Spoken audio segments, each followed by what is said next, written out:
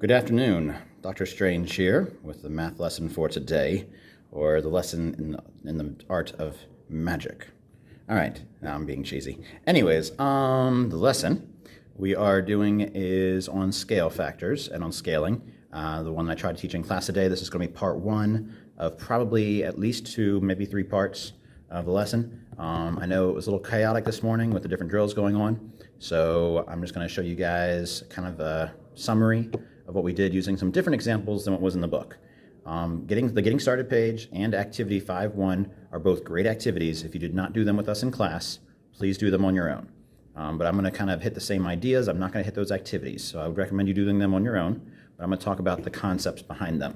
All right, so let's go ahead and get rid of my picture there. Well, actually, I'll bring it back up because I'm still talking. So in Marvel, because we're all dressed up here in 7 Green as superhero characters, as Marvel characters, I'm, of course, Doctor Strange, Sorcerer Supreme, and everybody else has got their own characters going on. I decided that I would use a Marvel character for our example, and I'll talk about Ant-Man. So Ant-Man, according to the official website of Marvel, Ant-Man is 6 foot tall. And, let me change that. So Ant-Man is officially 6 feet tall, but when he shrinks down to be only a half an inch, 1/2 inches in height. So he's normally 6 feet tall, and he shrinks down to 1/2 inch. So I want to know what scale factor that is. I want to know how much he's actually shrinking by. What is the rate? Okay, or the scale factor is what we call it.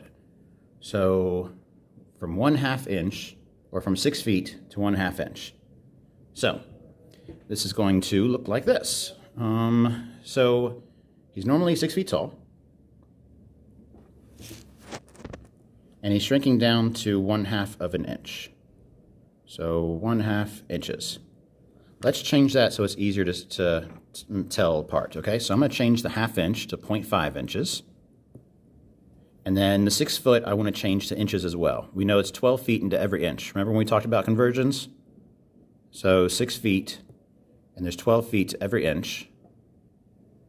So that means I'm going to basically multiply 6 feet by 12.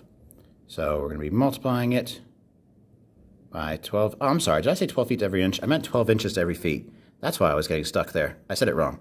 So 12 inches to every feet. Sorry, guys.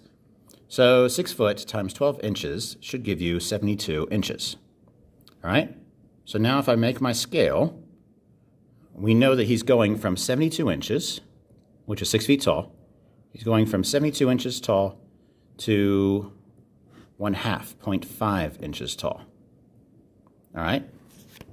I want to know what that scale factor is. So basically, what I'm doing is a unit rate. So 72 inches divided by 0.5 inches.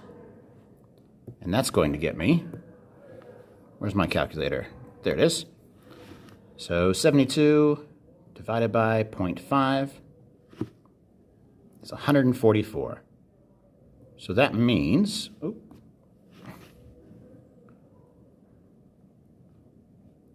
that the scale factor that we're looking for is 144 to 1.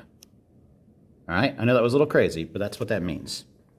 So if he went from 6 foot to 1/2 inch, he scaled down 144 to 1. If we did that as a percentage, this is going to be the crazy part, right? So basically as a percentage, I would do 1 divided by 144. And this will give me 1 divided by 144. Look at this. That's a really small number. So to turn that into a percentage, I would have to move the decimal point 2 places, which is the same thing as multiplying it by 100. And I get, that's not 69%. This is 0.69%. It's 0.69%. It's not 69% because the original number was 0.0069, right? So he shrinks down to being only 0.69% as tall as he used to be. So literally less than 1%. He shrinks a lot. If you look at the other way, if you want to think about it the other way, you can take 100, because remember 100 is our original, and you could subtract 0.69. And this will give you another way of looking at it. So 100 subtract 0.69, 99.31. 99.31. So that's how much he decreased by. Because 0.69 is how much he was at the end, right? So if the question asks us how much did he decrease by, he decreased by 99.31%. All right, that was a lot. I'm sorry if that was confusing, guys. The idea behind scale factors that we're talking about here, let me switch back to camera so you can see me. All right, so the idea here, guys, when we're talking about scale factors, is that we're either increasing or decreasing things. So we're either, can I turn that button off? There we go. So something is either increasing in size or it's decreasing in size. So if we're talking about Ant-Man, he's going from a 6-foot person to a ½ an inch. So he's going to like that big, right? So he's decreasing by a scale factor of 1 to 144 when we did our math, right? But scale factors can also increase. Something might get larger. It can get smaller, it can get larger. So when we talk about scaling, we're talking about something changing either larger or smaller. But it has to be proportional. Remember, this whole unit is about proportionality. So it has to be a proportional change. What do I mean by that? I mean that everything is changing the same. So if Ant-Man shrinks from a 6-foot tall man to a ½ an inch tall man, but if everything shrinks except his head, then that wouldn't be proportional, right? If he had a man-sized head and a tiny little body, that'd be terrible. It would be very awkward. Same thing if his head shrunk and his body didn't, right? Or if one piece shrunk more than another piece did. If his body shrunk 99%, but his head shrunk only 70%, then he'd have a really tiny body and he'd have a much larger head. It would still be a tiny head, but it'd be much larger, right? When we're talking about scaling, we're talking about proportional change. So everything's either increasing at the same or it's decreasing the same. So the other thing we talk about when we're talking about scales, we're talking about scale factors. We're talking about how to use that to tell real measurements, okay? So in the real world, people aren't shrinking to ant size, sorry. But scaling and scale factors are still really important because it helps us to read things like diagrams or maps or even models. So you can buy or you can make, some people really love making model trains or model cars, things like that. So when they make these models, those models are, whoa, what happened to my camera? I didn't turn that off, dang it. Anyways, these models that they're making, well, you know what, let's draw it. Let's use our thing. So if somebody makes a model car, just a little car, got some wheels, right? Woohoo. That model car is a scale, it's a smaller scale of a real car. So the real car is going to have much bigger wheels, much bigger body, right? But if it's proportional, then they should look the same. So that model should look the same as the real car. The only difference is that it's much, much smaller. And in fact, if you ever buy a model of anything, model car, model train, whatever the case may be, if you buy a model, it'll say on the package what the scale factor is, how much it's changing by. So this is a really great way to tell something in real life, right? So if you got a model train that's this big, and it says the scale factor is 700 to 1, then you can actually look at that train, you can measure it. If it's 3 inches long, then you know that in the real world, it's 700 times bigger than that. So instead of being 3 inches long, it'd be 2,100 inches long, which is 700 times 3, right? So scales can tell you stuff like that. They're also extremely useful for maps. So if I open a new tab here and I go to Google Maps, maps.google, and I can see stuff around us. So there's Greenville.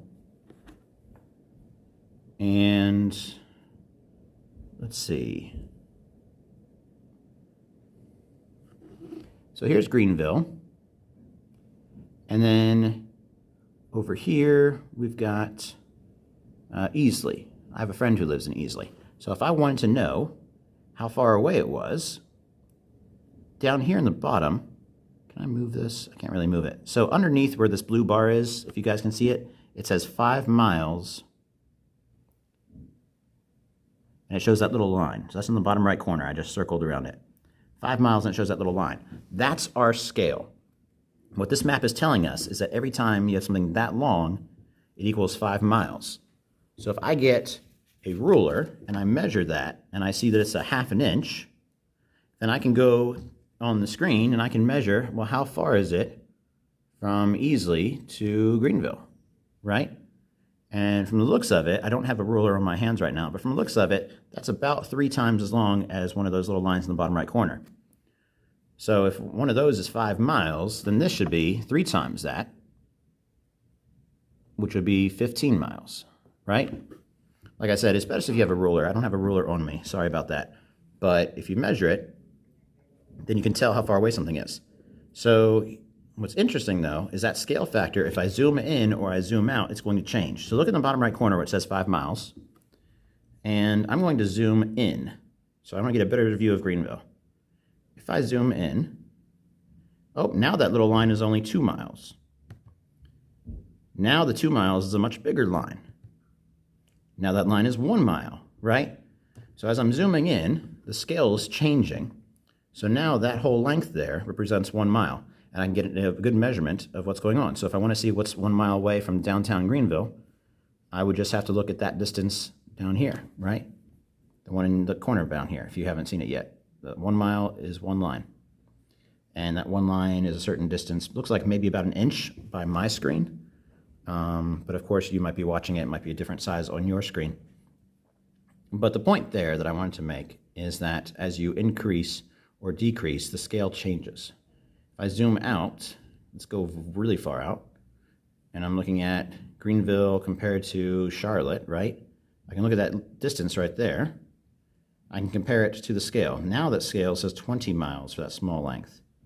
So 20 miles would be about here to here, and it'd be like another 20 there, another 20 there. So it's looking like at least 80 miles, maybe 85, maybe 90, something like that, between Greenville and Charlotte. So scales are really helpful with maps, and they're really helpful with models. The big stuff that you wanted to learn with this lesson is basically understanding how to read it, right? Oh, the lights just turned off on me. All right, that happens. Anyways, you want to make sure you understand how to read a scale.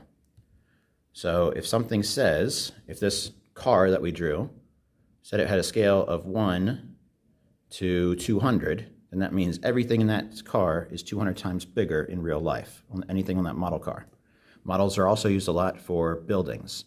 Architects, before they build a real building, they build a model of it first. So if somebody's going to build a skyscraper and they want to put it in the middle of Greenville, they first have to go to the city planner with their model, and they're going to bring that model. It's going to be like a little skyscraper. And the real thing that they bring into the room is probably only like maybe a foot tall, right? But they're going to tell the person, and hopefully their skyscraper doesn't look as wobbly as mine, because that would be a terrible skyscraper. But they're going to tell the person that the scale is really like 1 to 700 or something like that, right? And that tells them that it's going to be 700 times bigger. But everything on that building is going to be to that same 1 to 700 scale. If the doors on the building, if they didn't do that right, if the doors in the building were on a scale of 1 to 500 or something like that, then that would mean they'd be way too big, right? So you'd have all these tiny little windows and a giant door. It wouldn't make sense. For a scale to work, everything has to be proportional. That's why it's in this unit, proportionality, right? Everything has to increase or decrease by the same amount.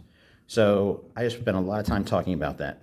Please, please, please do the Getting Started activity and activity 5.1 for this lesson. You should have done it in class with us, but if you didn't, please do those activities. We're going to be moving on tomorrow, so make sure you get caught up. All right, bye.